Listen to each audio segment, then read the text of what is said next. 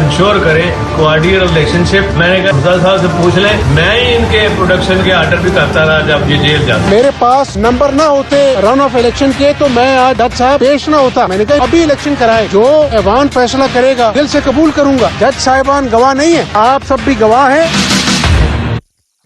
बज़ाहिर इस तरह नजर आ रहा है कि पाकिस्तान तहरीक इंसाफ को एक नई लीज ऑफ लाइफ मिली है। 22 तारीख तक उनके पास ज़िमनी इलेक्शन के अंदर परफॉर्म करने का मार्जिन भी है और इससे जुड़े और कानूनी सवालात भी उभर के सामने आ रहे हैं, क्योंकि मुस्लिम लीग नून भी इसको अपनी एक तरीके से फतह करार दे रही है। सो एक ऐसा ये कंसेंसस से भरपूर फैसला है जिसपे तमाम पार्टीज बज़ाहिर इस वक्त उनका इत्तफाक राय नजर आता है। इफ्तिखार दुरानी साहब रहनुमा पाकिस्तान तहरीक इंसाफ आज कोर्ट के अंदर मौजूद थे। उनसे पूछेंगे कि वहां पर जो कार्रवाई हुई है उसमें पाकिस्तान तहरीक इंसाफ ने इस पे क्यों अग्री किया कि हमजा शहबाज साहब भी वजीर आला रहेंगे 22 तारीख तक। इम्तियाज सिद्दीकी साहब वकील हैं मुस्लिम लीग काफ के, बहुत शुक्रिया सिद्दीकी साहब अभी ज्वाइन करने के लिए। सिद्दीकी साहब आपसे आगाज इसलिए करेंगे क्योंकि इस पे कानूनी तौर पे जो PMLN है वो कह रही है जी कि हमजा साहब के ना तो इख्तियारात महदूद हुए हैं, ना उनको कायम मकाम वजीर आला कहा जा रहा है, ना काबीना जो है वो गैर फाल हुई है। तो अभी भी पंजाब के अंदर वो तो उसको अपनी एक तरीके से एक विक्ट्री ही क्लेम कर रहे हैं। सो अभी क्या सूरत हाल है? क्या हमजा शहबाज साहब एक फाल और एक एक्टिव वजीर आला हैं पंजाब में इस कोर्ट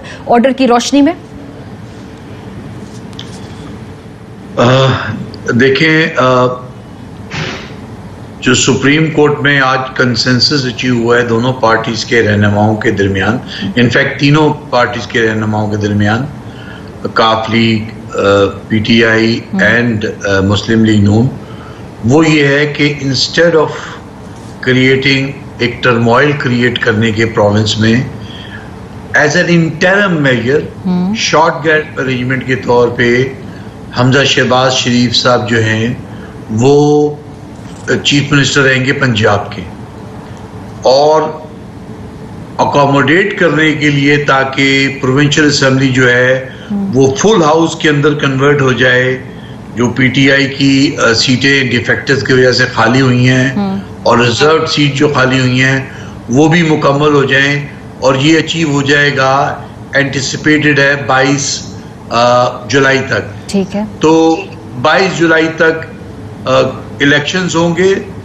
सारी पार्टीज को मौका मिलेगा इलेक्शन के अंदर पार्टिसिपेट करने का, और जो आवाम का मैंडेट लेके आएगा वो इलेक्शन असेंबली के अंदर जो कंटेस्ट होगा उसके अंदर जो मेजॉरिटी सीट्स होल्ड करता है जी वो हुकूमत बनाएगा। सिद्दीकी साहब, इस वक्त इसका क्या मतलब है कि जो 20 सीटों पे इलेक्शन होगा उसके बाद, और ये जो 5 सीटें नोटिफाई होंगी, इसके बाद ये जो नया हाउस है जिसकी साख्त और हैयत जो भी है वो तब्दील होने जा रही है, ये कंप्लीटली एक दोबारा इलेक्शन प्रोसेस होगा इस नए इलेक्टोरल कॉलेज या जो भी इलेक्टोरल जो भी एक नतीजा आएगा उसके बाद एक नए प्रोसेस के तहत एक नया वजीर आला आएगा?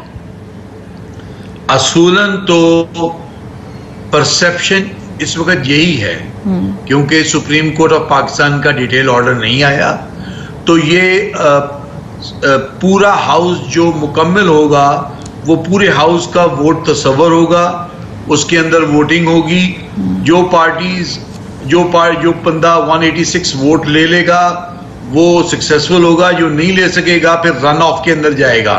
तो अभी तो यही अंदाजा और ख्याल है हम वकला का कि इसी तरह प्रोसीडिंग होंगी, अनलेस कि हम सरप्राइज हों और सुप्रीम कोर्ट इसको डिफरेंटली ऑब्जर्व करे।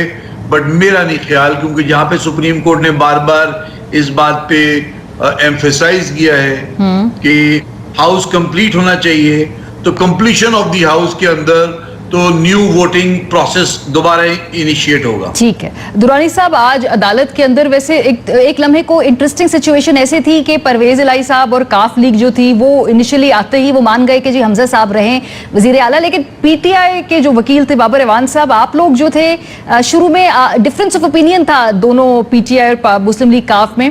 सो ये जो स्ट्रैटेजी थी फिर बाद में तब्दील हुई, लेकिन क्या पहले ये कंफ्यूजन क्लियर नहीं की हुई थी? वहां पे आपका मौकफ डिफरेंट था, काफ लीग का मौकफ डिफरेंट था? बिस्मिल्लाहिर्रहमानिर्रहीम जी, पहली बात यह है कि जो हमारी इस्तदा थी सुप्रीम कोर्ट से वो और हाई कोर्ट से सक्सेसिवली कल और आज दोनों दिन जो है तहरीक इंसाफ के मौक़िफ़ की तायीद की हुई है, और उनकी विक्ट्री हमारी इस सूरत में हुई है कि उन्होंने हमज़ा शहबाज को आईनी वज़ीर आला नहीं माना। आज सुप्रीम कोर्ट के दौरान, जबकि आपने बड़ा तारीख़ी उनका जो जुमला है चीफ जस्टिस साहब का कि बेहतरीन रास्ता तो इंतखाबात हैं जी, लेकिन उसी दौरान उन्होंने ये भी बताया, रिमार्क्स दिए कि 25 मुनर्रफ अरकान के बाद हमज़ा शहबाज के पास 172 का जो है स्ट्रेंथ रह जाती है। तो उस हिसाब से उन्होंने ये बात की कि इस वक्त आप लिजिट वज़ीर आला नहीं रहे हैं, और ये हमारा भी पॉइंट ऑफ व्यू था, क्योंकि since it was on going जो है ये अनफोल्डिंग सिचुएशन थी और उसमें कंसल्टेशन का टाइम बड़ा कम था और वो एट द मोमेंट सारे डिसीजन हो रहे थे, तो उसमें थोड़ा सा एक पॉइंट आया, लेकिन हमने उस पर एग्री किया कि जो जनरल कंसेंसस बिल्ड हो रहा था। लेकिन हमारा पॉइंट ऑफ व्यू जो बड़ा इंटरेस्टिंग पॉइंट था कि बाबर अवान साहब ने और फिर उसके बाद फवाद चौधरी साहब भी रोस्ट्रम पे गए। अच्छा, उन्होंने चीफ जस्टिस साहब से इस्तदा क्या की, उन्होंने चीफ जस्टिस साहब से गुजारिश की, उन्होंने कहा कि हमारी प्रेयर ये है कि इनका जो नोटिफिकेशन है वो कलअदम करार दिया जाए हमज़ा शहबाज का, उन्हें डी नोटिफाई भी किया जाए, उन्हें डी नोटिफाई किया जाए बतौर सीएम। ये भी कहा ना जी, ये कहा गया। और साथ उन्होंने कहा कि जब आप उनको नोटिफाई कर रहे हैं तो हमारी पोजीशन तो ये है कि हम उनको आगे नहीं चलने देंगे, लेकिन क्योंकि जनरल कंसेंसस आ गया था कि जी इन आगे लेके चला जाए, तो जनरली अभी जिस तरह हमारे फाजिल दोस्त ने कहा कि हम मूव एक फ्रेश इलेक्शन की तरफ कर रहे हैं, लेकिन ये डिपेंड करेगा जब सुप्रीम कोर्ट की डिटेल जजमेंट आएगी।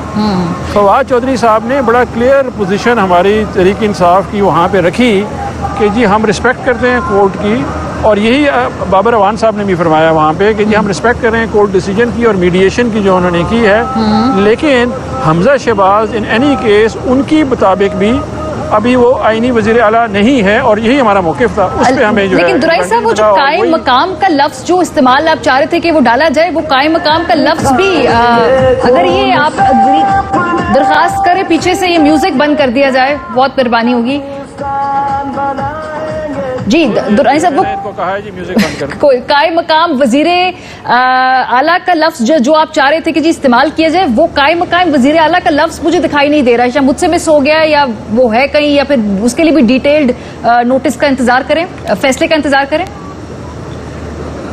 देखिए फवाद चौधरी साहब ने ये कहा कि जी इनको कोई भी टाइटल, उन्होंने कायम मकाम का वर्ड यूज़ किया फवाद चौधरी साहब ने, उसमें चीफ जस्टिस साहब ने फरमाया और बेंच ने कहा कि आप हमें वर्ड ना बताएं कौन सा वर्ड होगा, लेकिन हम इसको कवर करेंगे पॉइंट को, और उनके इख्तियारात महदूद करने के लिए भी हमने गुजारिश की, और साथ हमने उनसे ये भी इस्तदा की अदालत से कि जी एक fair and free transparent election के लिए जो कि हमारा बाई इलेक्शन आ रहा है 17 को, उसमें इनके इख्तियारात कर्टेल किए जाएँ। तो मेरा ख्याल है कि डे टू डे फंक्शन के लिए, बिकॉज ये चाह रहे हैं कि जी हुकूमत चलनी चाहिए, उस डे टू डे फंक्शन पे वज़ीर आला के लिए अहकामात आएंगे जो हम उम्मीद करते हैं, और इलेक्शन कमीशन पंजाब को भी वो डायरेक्शन करेंगे। हमारी प्रेयर में chief secretary Punjab, IG Punjab और इलेक्शन कमीशन पंजाब ही था, ताकि हमें लेवल प्लेइंग फील्ड दी जाए, जिस पे कोर्ट ने एग्री किया कि हम ये इंस्ट्रक्शंस देंगे, लेकिन नेचुरली जब तक डिटेल ऑर्डर नहीं आता तो उसके ऊपर ज़्यादा फर्दर हम कमेंट कर नहीं सकते। सिद्दीकी साहब, ये हमज़ा शहबाज साहब का जो मैं भी देख रही थी, एक कानूनी राय ये भी है कि भाई इसके बाद वो डी नोटिफाई होंगे, एक टेक्निकली ये किया जाएगा, तो आपको लगता है, क्योंकि पीएमएलएन कहती है कि हम ना डी नोटिफाई हुए हैं, ना हमसे हमारे इख्तियारात महदूद हुए हैं, सो ये डी नोटिफिकेशन का आपको लगता है कि ये ऑर्डर आएगा आने वाले चंद दिनों में? एक्चुअली ये सारी कंफ्यूजन जो है वो इस वास्ते क्रिएट हो रही है कि जो लाहौर हाई कोर्ट ने ऑर्डर पास किया है उसके second last para, which is apparently the third para, उसमें उन्होंने कहा है कि जब आज 4 बजे असेंबली का इजलास होना था, तो सबसे पहले डिप्टी स्पीकर साहब जो प्रिजाइडिंग ऑफिसर हैं, उन्होंने जो लास्ट वोट काउंट हुए थे, विच वाज 195 और 197, उसमें से 25 वोट माइनस करने थे, और 25 वोट माइनस करने के बाद वो मैजिकल फिगर जो है 186 वोट्स की वो नहीं रहती, और अगर वो नहीं रहती तो फिर ये रन ऑफ में जाता है।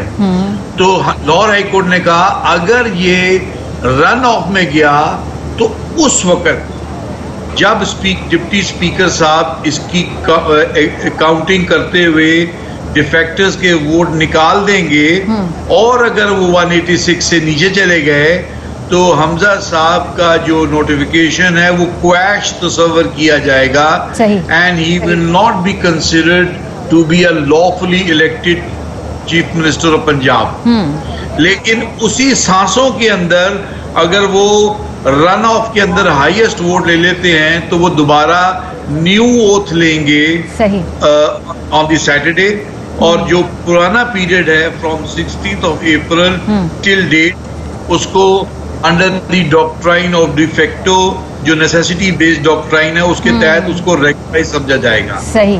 लेकिन आज वोटिंग नहीं हुई, ये पोस्टपोन्ड हो चुकी हुई है 22 जुलाई के लिए।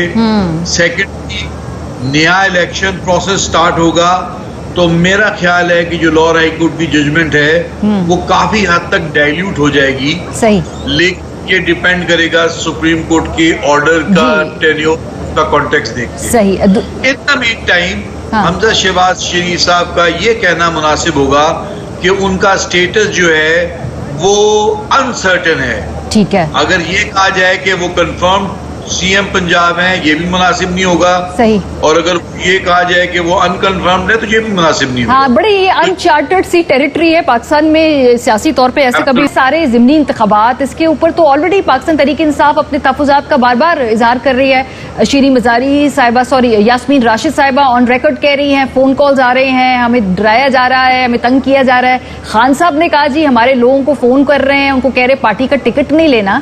सो ये तो ज़िमनी इंतखाब जो आगे आने वाला है उसमें आप कितने कॉन्फिडेंट है कि भाई इसमें रियासती मशीनरी इस्तेमाल नहीं होगी? दो आज अदालत ने कहा कि भाई वो ना ये नहीं करेंगे इस्तेमाल इसको, लेकिन आप मुतमिन हैं क्या ये होगा ऐसा? देखें जी, वो तो बड़ा अच्छा मुकालमा था फवाद चौधरी साहब का और बाबर अवान साहब का चीफ जस्टिस साहब से, कि जब उन्होंने हमजा शहबाज से कहा कि जी आप fair and free transparent election करवाएंगे, तो उन्होंने पूरा अपना बयान दे दिया उसके ऊपर। तो एजाजुल हसन साहब ने कहा कि आपका सिंपल जवाब बनता था कि yes I agree for fair free and transparent election. जो उन्होंने कहा कि do you agree say yes और नो, तो उन्होंने येस ही कहना था उसके ऊपर। लेकिन हमने सुप्रीम कोर्ट से रिक्वेस्ट की है, हमारी प्रेयर है कि आप इलेक्शन कमीशन पंजाब को, आईजी को और साथ जो है उनके चीफ सेक्रेटरी को पाबंद करें कि और फेयर फ्री ट्रांसपेरेंट और लेवल प्लेइंग फील्ड दें। बल्कि हमने एक प्रेयर ये भी की हुई है, क्योंकि काबीना भी नहीं होगी, ये सिर्फ care taker prime minister interim period के लिए होंगे। तो हम समझते हैं कि ये बात जो यास्मीन राशिद साहिबा ने बताई या हमारे चेयरमैन साहब ने जो बात की वो बिल्कुल दुरुस्त है। और इस वक्त बेदरेग इंतज़ामिया का इस्तेमाल किया जा रहा है, हमारे लोगों को जो है वो डराया धमकाया जा रहा है। लेकिन अवाम इस वक्त जो है, क्योंकि मैं इस वक्त जलसा गाह में मौजूद हूँ, कल हमारा जलसा भी यहाँ पे है, अवाम बड़ी मुस्तैद है, वो बहुत मुतहरिक है और वो कह रहे हैं कि जी हम मुकाबला करेंगे हर सूरत में और हम कोशिश करेंगे हम अपने वोट को खुद प्रोटेक्ट करें। हमें चैलेंजेस हैं, लेकिन ये जमहूरियत में हमें आपने इलेक्शन लड़ना है और हमने क्लियर करना है कि वो मुनर्रिफ अरकान जिनको खरीदा गया। जी सबसे इंटरेस्टिंग बात यह है कि आज डिबेट में कहीं पे भी वो 25 मुनर्रिफ अरकान नहीं आए जिनको मुस्लिम लीग नवाज ने खरीदा। आज भी हमजा शहबाज जब निकले तो टीवी खबर क्या चला रहा था कि वो एक मुकामी होटल से निकल के सुप्रीम कोर्ट रजिस्ट्री पहुंचे लाहौर। मुकामी होटल पे वो क्या कर रहे थे? जी वो एग्जैक्टली वही काम कर रहे थे जो इससे पहले मुंतखब होने के लिए किए हैं। हमें बिल्कुल खदशात हैं, लेकिन हम पूरी कोशिश कर रहे हैं और मुझे यकीन है सुप्रीम कोर्ट के इंस्ट्रक्शंस के बाद कोई लेवल प्लेइंग फील्ड तरीके इंसाफ को मिलेगी। अच्छा। और हम इलेक्शन में जाएंगे और बेहतर इलेक्शन होगा। इलेक्शन में आप जानते हैं ना कि आपको एटलीस्ट कोई बार नहीं है, एटलीस्ट 14 नशिस्तें मिनिमम की बात कर रही हूँ जो आपको हासिल करनी है। एक हमजा शहबाज साहब की जो भी इस वक्त एदादी बर्तरी पीएमएलएन को है वान के अंदर, उसको पलटने के लिए 14 सीटें एटलीस्ट मिनिमम। पहले तो आपकी तमाम थी, लेकिन उसमें से सिर्फ अब 14 जीतनी है आपने। देखें जी, इस वक्त 3 सीटों का फर्क है, 169 वर्सेस 172 है इस वक्त वान में 25 मुनर्रिफ अरकान के बाद। और जो है वो सिंपल मेजॉरिटी 186 के लिए आपकी बात बिल्कुल बजा है कि 14 नशिस्तें चाहिए हैं। लेकिन अगर पहले में 186 नहीं होती तो जो मेजॉरिटी वोट लेगा तो वो आगे बढ़ जाएंगे। हमें मिनिमम जो है अगर आप कैलकुलेशन करें तो 14 ही चाहिए जिसमें जीतेंगे। तो उम्मीद है इंशाल्लाह हम ये नंबर अचीव करेंगे। ठीक है, बहुत शुक्रिया इफ्तिखार दुरानी साहब, रहनुमा पाक इंसाफ इम्तियाज सिद्दीकी साहब, वकील मुस्लिम लीग का हमारे साथ मौजूद थे। हमने कोशिश की कि हम पीएमएलएन से भी एक रिप्रेजेंटेटिव को दावत दें, तो मेरी टीम ने अताउल्लाह तारड़ साहब से रिक्वेस्ट की, उनको हमने मैसेज भेजे कि आज के प्रोग्राम में आए और नून लीग का जो मौक़िफ़ है वो भी ARY के प्लेटफॉर्म पर रखें, लेकिन उनकी जानिब से कोई जवाब नहीं आया। मैसेजेस उन्होंने पढ़ लिए हैं, वो जो 2 ब्लू टिक हैं वो हमारी टीम को वो मौसूल हुए हैं, लेकिन उसका जवाब नहीं दिया गया। बहरहाल हमारा प्लेटफॉर्म मौजूद है। जब भी कोई मौक़िफ़ देना हो तो आप कभी भी हमें कॉल कर सकते हैं। ब्रेक पे जाएंगे, वापस आएंगे। एतजाज़ एहसन साहब हमारे साथ मौजूद होंगे। मजमूई तौर पर जरा एक कानूनी राय उनकी भी हासिल करते हैं आज जो पूरे दिन की इवेंट हुए हैं, और क्या ये सारा मामला मजीद उलझ गया है या आज के जो फैसले के बाद सियासी तौर पे एक सुलझाव देखेंगे हम 22 दिन बाद। ब्रेक के बाद पे बात होगी, हमारे साथ रहिए। Welcome back. सुप्रीम कोर्ट के आज के फैसले के हवाले से कानूनी राय लेंगे। एतजाज़ एहसन साहब हमारे साथ मौजूद है। बहुत शुक्रिया एतजाज़ साहब हमें ज्वाइन करने के लिए। अच्छा, 2-3 बड़े अहम सवाल हैं। सबसे पहला सवाल तो ये है कि मेरे काफी कानूनदानों से जब गुफ्तगू हुई है तो वो जो डेफिनेशन है उसके ऊपर बड़ी कंफ्यूजन है। चूंकि आपका एक्सपीरियंस ज्यादा है, प्रॉब्ली आपके पास इसका बेहतर जवाब होगा। हमजा शहबाज साहब इस वक्त वो अगर वजीर आला है तो वो क्या है? क्या वो कायम मकाम वजीर आला है? इलेक्टेड वजीर आला तो वो है नहीं, क्योंकि ऑब्वियसली एक दोबारा नया इलेक्शन होगा। सो इस वक्त उनके वजीर आला से पहले लाहिका या कोई बाद में जो लाहिका या साबका लगना वो क्या है? मारिया, आपके सवाल से पहले अगर आप इजाजत दे दें 2-3 जुमलों की बहुत जरूरी है कि मैं आपकी चैनल की वसातत से बड़ी मजम्मत करता हूँ जो हमला हुआ है यहाँ कश्मीर पे, और उसको साथ सॉलिडेरिटी और यकजहती के तौर पे हर लिहाज से उसकी मामलत के लिए हाजिर हूँ। वो बड़ा बेबाक और बहुत एतमाद वाला मोतमद सहाफ़ी भी है, शख्स भी है, MNA भी रहा है, कुलीग पार्लियामेंट्री कुलीग भी रहा है, and my heart goes to him and I am very angry at this situation. और बस मैंने अपने दिल का भी बात का इजहार कर दिया। अल्लाह करे तो शायद तक ये पहुंच जाए इंशाल्लाह। पर we are proud of him as Pakistanis for his stellar and fearless writing and statement. जी, तो अब आपका सवाल, सॉरी मैं जी, मेरा सवाल ये है कि जो हमजा शहबाज जिस वक्त जो सीएम, जो क्या वो कायम मकाम सीएम है, क्या वो इलेक्टेड सीएम? देखें, होना तो इस वक्त चाहिए ये कि फ्रॉम स्क्रैच हो, और पहला क्योंकि अब तो इन्होंने इतना डिपार्चर कर दिया फ्रॉम द प्रोसेस कि वो प्रोसेस वो रही नहीं, वो प्रोसेस कंटिन्यू कर रही है। अब तो इनिशियल प्रोसेस तो होना चाहिए इनिशियल डे से, और हमजा शरीफ को बनाने की बजाय the court was and the lawyer bind the governor to request the former latest former chief justice to request him to continue, यानी बुजदार को का ये हक है, इसको कहा जाए गवर्नर से कहे कि भाई आप रिक्वेस्ट करें कि जब तक चीफ मिनिस्टर नहीं आ जाता आप आ जाएं, आप जरा कंटिन्यू करें। ये आर्टिकल 133 ऑफ द कॉन्स्टिट्यूशन में स्पेसिफिकली लिखा है, और अभी भी इस पर सोचना चाहिए सुप्रीम कोर्ट को डिटेल्ड ऑर्डर देने से पहले कि किस क्लॉज के तहत ऑफ द कॉन्स्टिट्यूशन, किस स्पिरिट ऑफ द कॉन्स्टिट्यूशन के तहत 2 बंदों में अगर मुआहदा हो गया कि तुम बन जाओ और चीफ मिनिस्टर की कुर्सी पे बैठ जाओ, कुर्सी पे कोई बैठ नहीं सकता जब तक वो प्रोसेस से गुजरा। और एतजाज साहब सिर्फ कुर्सी पे बैठे नहीं, इस दौरान बजट पेश हुआ है। इस दौरान जो हमने जितने भी पंजाब के अंदर ये जो लॉन्ग मार्च आ रहा था उसके ऊपर जो भी हुकूमती रियासती ताकत इस्तेमाल की गई है, सो इस दौरान पंजाब हुकूमत की जो भी इकदामात थे उनको भी लीगल कवर है, क्योंकि बड़ी कंफ्यूजिंग चीज है। अब एक ऐसा वजीर आला जो दोबारा वजीर आला इलेक्ट होगा लेकिन वो बजट पेश कर चुका है, ये एक बड़ा ही अछूता या एक अचंभे वाली बात है। देखिए, अभी तक तो लाहौर हाई कोर्ट का फैसला है ना, जो इन द फील्ड है एक लिहाज से स्टेटस डिटरमिन करने के लिए जो उसको सस्पेंड कर दिया है टोटली सुप्रीम कोर्ट ने, क्योंकि एक अपनी स्कीम बनाई है सुप्रीम कोर्ट ने इस सिलसिले में, जिसका आइन में गुंजाइश नहीं है, जिस वरना तो अदालत किसी को बिठा दे, किसी भी ओहदे पे बिठा दे। पर इसकी मिसाल एक मिलती है, पिछले जो अहकामात हैं वो याह्या खान तो जब रिजर्व पर डिक्लेयर कर दिया था सुप्रीम कोर्ट ने कि he was not qualified to be the head of the state and ran the government for 2.5 years, तो उनको प्रिंसिपल ऑफ कॉन्डोनेशन के तहत उसके सारे जो अहकामात वो चार पैमाने बनाए थे बनाकर कि अगर they are in accordance with law, number 2 if they are accordance with constitution जिसको वो मनसूख कर चुका था या दे आर, ये वो 4-5 बनाते हैं, 4-5 क्राइटेरिया पैमाने जिन पर डिजर्वर का अनडिजर्विंग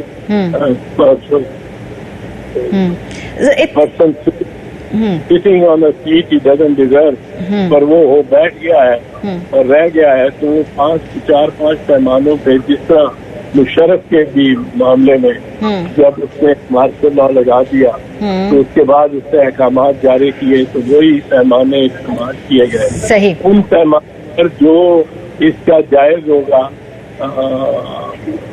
जायज हो करार दिया जा सकेगा, हुक्म वो करार दिया जाएगा, वरना सब रिवर्स होंगे। कोई उनमें से दुरुस्त नहीं होगा, क्योंकि ही was not qualified to be the chief minister on the 16th of April. सही। And he is not qualified to be the chief minister today. बहुत शुक्रिया। इत्तेजाज अहसन साहब हमारे साथ मौजूद थे। वो कह रहे थे कि अगर सीएम शिप हमजा साहब की कोई टाइटल इस्तेमाल करना होगा तो वो यूसर्पर सीएम उसको कहेंगे। ब्रेक पर जाने से पहले मुजम्मत करना चाहेंगे अयाज अमीर साहब पे, जो अब से थोड़ी देर पहले हमला हुआ है, तशद्दुद किया गया है। बुजुर्ग आदमी हैं, टेक्नोक्रेट आदमी इस तरीके से हैं कि बहुत जगह पे वो जो है वो सर्व कर चुके हैं, बड़ी अहम पोजीशंस के ऊपर, पार्लियामेंट के अंदर रह चुके हैं, मुख्तलिफ थिंक टैंक से मुंसलिक रह चुके हैं, जो सियासी जमातों के साथ रवाबित हैं, फिर सहाफत भी कर चुके हैं। और एक बुजुर्ग बंदे पे रात के वक्त इस तरीके से हाथ उठाना एक इंतहाई घटिया और मैं तो यहाँ तक कहूँगी कि बहुत ही नीच काबिल मुजम्मत हरकत है। ब्रेक पे जाएंगे, वापस आएंगे। हुकूमत ने जो पेट्रोल की कीमत बढ़ाई है उस हवाले से बात करेंगे भी, मजीद कितना बोझ अवाम को सहना है। ब्रेक के बाद हमारे साथ रहिए। बैक। कल रात 11:30 बजे दोबारा पाकिस्तान में जो पेट्रोलियम मसनूआत हैं उनकी कीमतों को बढ़ा दिया गया। इससे पहले इंदिया दिया जा रहा था, हुकूमती वजीरों की जानिब से मिफ्ता इस्माइल साहब इस हवाले से जिक्र कर चुके थे, लेकिन बहरहाल कल हुकूमत ने फिर दोबारा इसकी कीमत बढ़ाई पेट्रोल और डीजल की। ज़रा सुनिए ये अनाउंस कैसे किया, और साथ साथ आगे बढ़ के हम ये बात भी करेंगे कि क्या ये IMF के कहने पर हो रही हैं सारे इकदाम, लेकिन ये अनाउंस कैसे किया, ज़रा सुनिए। पेट्रोल की कीमत, नई कीमत 12 बजे से 248 रुपए 74 पैसे होगी। डीजल जिसकी कीमत 263 रुपए की थी, 13 रुपए 23 पैसे इसकी कीमत बढ़ाते हैं तो ये 276 रुपए 54 पैसे का हो जाता है। केरोसिन ऑयल जो है उसमें 18 रुपए 83 पैसे की इंक्रीज आई है, कीमत जो है वो 230 रुपए 26 पैसे आई है। और लाइट डीजल ऑयल 18 रुपए 68 पैसे उसकी कीमत बढ़ाई जाएगी और 226 रुपए 15 पैसे का होगा। बतदरीज हुकूमत पेट्रोल की कीमत बढ़ा रही है। अभी तक जो वजूहात सामने आई हैं, एक तो यह है कि आलमी मार्केट में कीमत बढ़ रही है, दूसरा IMF की जानिब से भी ये मुतालबा किया जा रहा है। इस बात पे कितनी सदाकत है इस पे हम बात करेंगे, लेकिन उससे पहले 26 मई 2022 से लेकर आज तक यानी कि 1 जुलाई तक हुकूमत ने कब कितनी मरतबा ये कीमत बढ़ाई है, ये क्विकली अपनी स्क्रीन के ऊपर आप देख सकते हैं कि पहले पेट्रोल और डीजल की जो कीमत थी 30 रुपए का इजाफा, फिर उसमें मजीद 30 रुपए का इजाफा 2 जून को होता है, 15 जून को इस पे पेट्रोल में 24 और डीजल फी लीटर 59 रुपीस इजाफा होता है, और अब 1 जुलाई में पेट्रोल में 15 रुपए और डीजल फी लीटर 13 रुपए। अब हमें बताया जा रहा है कि पेट्रोल के ऊपर लेवी भी लगाई जा रही है। इस पूरे इशू पर बात करने के लिए हमारे साथ डॉक्टर जुबैर खान साहब मौजूद हैं, साबिक वज़ीर तिजारत। बहुत शुक्रिया डॉक्टर साहब हमें ज्वाइन करने के लिए। सर, ये जो अभी लेटेस्ट पेट्रोल की कीमत बढ़ी है, इसमें लेवी लगाई गई है। अच्छा, जो मेरी अंडरस्टैंडिंग है वो ये है कि जब कीमतें इस तरह की हों कि जहां पर आलमी मार्केट में वो नीचे आए और उसके बाद अगर आपने उससे पैसे कमाने हैं तब लेवी लगाई जाती है। जब इतनी हाई मार्केट प्राइस ऑलरेडी हो तो उसमें लेवी लगा के यूजली ये और बोझ नहीं डाला जाता है सारिफ के ऊपर, लेकिन ये एक अनोखा केस यहाँ पे लग रहा है। ये इसके पीछे क्या थॉट प्रोसेस लग रहा है आपको डॉक्टर साहब? देखिए, एक तो पहले मैं आप समझा दूं आपको कि IMF का इसमें कितना रोल है। IMF का जो मेन मसला है वो है हमारे फॉरेन एक्सचेंज के क्राइसिस से, वो आपको फॉरेन एक्सचेंज देने लगे हैं और आपका जो करंट अकाउंट का जो खसारा है ये सब चीज़ें जो है ये आपके बजट डेफिसिट से बांधा हुआ है। जब आपका बजट डेफिसिट कम होगा तो फिर आपका डॉलर की अवेलेबिलिटी भी होगी, रिजर्व्स बढ़ेंगी और आपकी इन्फ्लेशन भी कम होगी। अब खसारा कैसे कम करना है ये आपकी हुकूमत की मर्जी है, जिस तरीके से करें। अब ये इसमें तो शक नहीं कि आलमी मंडियों में ये कीमतें बढ़ी हैं, और जब ये तेल की कीमतें बढ़ी हैं तो इन्होंने उसके ऊपर सब्सिडी देने के बजाय ये इसका सारा बोझ मईशत पे डाल दिया और अवाम पे डाल दिया। लेकिन क्या इनके पास दूसरा रास्ता था? मैं आपको समझाऊं कि जब से ये अभी ये जो लेटेस्ट आप बता रही है कि अभी जो कीमत बढ़ी उसमें लेवी भी है तकरीबन कोई 5 रुपए, लेकिन इससे पहले एक इंपोर्ट ड्यूटी भी है तकरीबन 10% ऑन डीजल। अच्छा। और इसी तरह उसके ऊपर तो तकरीबन 23 रुपए वहां पर भी है और एक 5 यहाँ पर है। और रिफाइनरीज जो हैं वो तकरीबन इस वक्त 60 रुपए हर लीटर में पैसे कमा रही हैं। उनको भी रेगुलेटर आसानी से उनको 30 रुपए पर ला सकता है। अच्छा। तो इस कीमत में अभी 50 रुपए की गुंजाइश थी कि हुकूमत ये बोझ मईशत पर ना डालता। ये देखिए यहाँ पर सिर्फ गरीब आवाम की बात हो रही है इन दो तरीकों से कि वो एक तो उन्होंने अगर इस्तेमाल करना है तो वो उसका बोझ उन पर, और अगर ये मईशत उसकी वजह से कमजोर होती है और बेरोजगारी बढ़ती है तो वो भी गरीब आवाम पर। तो इनके पास गुंजाइश थी। मैं तो बल्कि ये कहता हूँ कि अगर ये 50 रुपए उसके अलावा सब्सिडी भी देते, टोटल 100 रुपए कीमत कम कर दे डीजल की खास तौर पर, इसलिए कि मईशत चलती है डीजल से और इन्फ्लेशन जो है वो भी डीजल की वजह से उसको आग लगती है, इसलिए कि आपके ट्रांसपोर्ट और ये सब चीजें जो है ये डीजल पर चलने वाली हैं, ज़राअत डीजल पर चलती है, जनरेटर उस पर चलते हैं। तो आप ये देखिए कि डीजल का एक बहुत अहम किरदार होता है हर मईशत के अंदर। अब इन्होंने उन सब चीजों को एक तरफ करके और इन्होंने सारा बोझ डाल दिया मईशत के ऊपर। इसके बरअक्स वो क्या कर सकते थे? अब वो अगर इसको 100 रुपए कम करते हैं तो 50 रुपए के करीब जो बनता है ये कोई टोटल साल का कुछ 40 अरब रुपए बनते हैं। क्या इनके पास इतने बड़े बजट में इतनी जगह नहीं है?